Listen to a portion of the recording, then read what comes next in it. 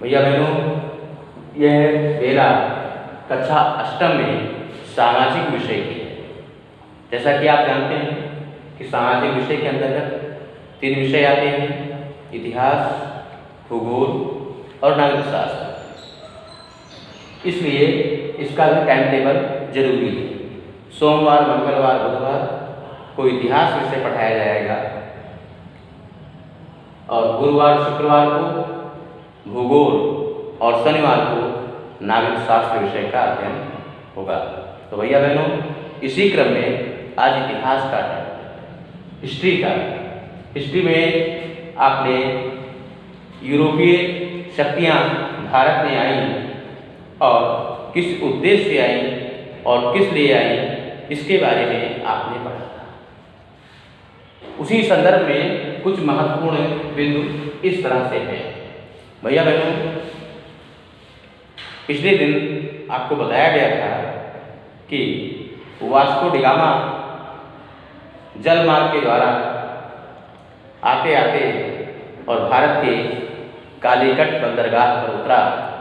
भारत में जब उसने मसाले का स्वाद लिया तो उसके मुंह से वाह निकल पड़ा और यहाँ से यूरोप को जब मसालों का व्यापार शुरू हुआ तो उन लोगों को वास्तव में भोजन का असली स्वाद मिला। इससे पहले वे कच्चा मांस अथवा उबाल कर ही खाते थे। धीरे धीरे अपने भोजन को स्वादिष्ट बनाने के लिए उन लोगों ने मसालों का प्रयोग शुरू किया और एक ऐसा समय आया जो यूरोप में भारतीय मसालों की धूम मच गई। हर व्यक्ति के नाम पर भारतीय मसालों का ही गुणगान होता था। तो वहाँ के धनाढ्य व्यापारी यहाँ से मसालों को ले जा करके यूरोप में ऊंचे दामों पर बेचते थे और बहुत सारा लाभ कमाते थे। धीरे धीरे उन लोगों ने मसालों का प्रयोग केवल स्वाद के लिए ही नहीं, बल्कि वे अपने मांस को, कच्चे मांस को सड़ने से बचाने के लिए, बहुत दिनों तक सुरक्षित रखने के लिए करने लगे। इस तरह से उन लोगों ने मसालों का व्यापक प्रयोग किया और उनके लिए ये मसाला बहुत ही फायदेमंद साबित हुआ। तो भैया बहनों, यूरोपीय लोग यहाँ के मसालों से धीरे धीरे धनवान हो गए और मसालों के बाद उन्होंने और अन्य सूती कपड़े जैसे अपने व्यवसाय को भी यहीं के दम पर विकसित किया। शुरुआत में तो यहीं के वस्त्रों की धूम मची हुई थी। फिर जब वहाँ पर औद्योगिक क्रांति हुई तो वह लोग भी जो है अपने यहाँ से सूती वस्त्र बनाना शुरू किया, किंतु शुरुआत में वो केवल यहीं के बने हुए वस्त्रों को पहनते थे और सबसे अच्छा मानते थे और अच्छे रेट पर भी उनको मिलता था। इस तरह से पहले पॉइंट में आपको बताया गया कि यूरोपीय मसालों का प्रयोग केवल स्वाद के लिए ही नहीं, बल्कि अपने भोजन को सड़ने से बचाने के लिए भी करते थे। दूसरा महत्वपूर्ण बिंदु है जनसंख्या। उस समय और आज भी यूरोप के देश केवल दुनिया में इस समय वर्तमान में 4 देश ऐसे हैं जिनकी जनसंख्या हमारे भारतवर्ष के, जो हमारा प्रांत है उत्तर प्रदेश, इससे अधिक है। बाकी किसी भी देश की जनसंख्या हमारे उत्तर प्रदेश के बराबर नहीं है। उस समय भी यही हाल था।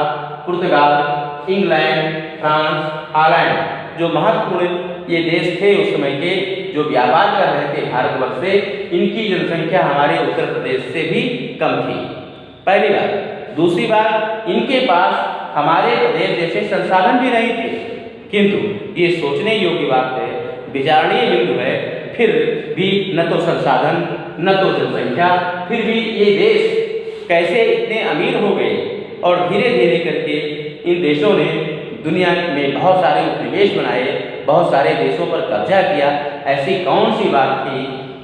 ये विचारणीय बिंदु है कि जनसंख्या कम, संसाधन कम, फिर भी उनका घर पताका दुनिया में रह रहा था। ऐसा कौन सा कारण था? भैया बहनों, ये सोचनीय है। तीसरा है तकनीकी विकास। जिस समय यूरोप के देशों में घड़ी का आविष्कार हो रहा था, छपाई के लिए प्रेस का आविष्कार हो रहा था, लड़ने के लिए बंदूक का आविष्कार हो रहा था। उस समय हमारे देश के शासक वर्ग ने इन आविष्कारों पर ध्यान नहीं दिया। हम अपने परंपरागत प्राचीन चीज़ों को ही उपयोग में लाते थे, नई चीज़ों की खोज पर हमने कोई ध्यान नहीं दिया। परिणाम क्या हुआ? इसका परिणाम ये हुआ कि हम आविष्कार के क्षेत्र में, तकनीकी विकास में हम उनसे पीछे रह गए। अगर हम समय के साथ नहीं चलेंगे, समय से 2 कदम आगे बढ़ने का प्रयास नहीं करेंगे, तो कैसे हम जो है सबसे आगे निकल पाएंगे? आगे निकलने के लिए आगे ही चलना पड़ता है। अगर हम किसी की बातों पर ध्यान नहीं देंगे तो हम आगे नहीं निकल सकते हैं। हमें दूसरों की बात को सुनना चाहिए कि इसमें खासियत क्या है, इससे हम आगे कैसे निकल पाएंगे। उस समय यही हुआ, हमारे शासक वर्ग ने ध्यान नहीं दिया और तकनीकी विकास में हम पीछे रह गए। चौथा पॉइंट है बैंक। उस समय यूरोप के व्यापारी लोग थे, जो धनाढ्य लोग थे, वो लोग क्या करते थे? उन्होंने बैंक की स्थापना की और अपना पैसा दूसरे लोगों को देते थे मदद करने के लिए, और उसके बदले में कुछ शुल्क लेते थे, जिसे हम ब्याज कहते हैं। फिर इटली वासियों ने सबसे पहले जो है अपना बैंक बनाया। हमारे देश में बैंकों की स्थापना बहुत दिनों के बाद हुई। लोगों को पैसा समय से मिल पाना ये बहुत बार नहीं हुआ। हमारे यहाँ सूदखोरी की व्यवस्था चलती रही। बड़े बड़े लोग ऊंचे ऊंचे दामों पर ब्याज लेते थे, ब्याज के साथ उनका शोषण करते थे, जिससे बेरोजगारी प्रथा, तमाम प्रकार की ऐसी चीज़ें रहीं, बेगारी प्रथा, ये सब यहाँ पर गई।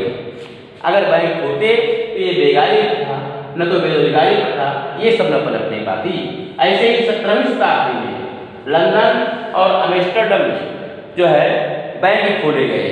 बैंकों से परिणाम क्या हुआ कि धनी लोगों को तो धन मिला ही ब्याज के रूप में, लेकिन उससे जो और वर्ग थे उन लोगों ने भी उस बैंक से पैसा लेकर के अपने व्यवसाय को आरंभ किया और वहाँ के लोग धीरे धीरे आर्थिक खुशहाली आने लगी।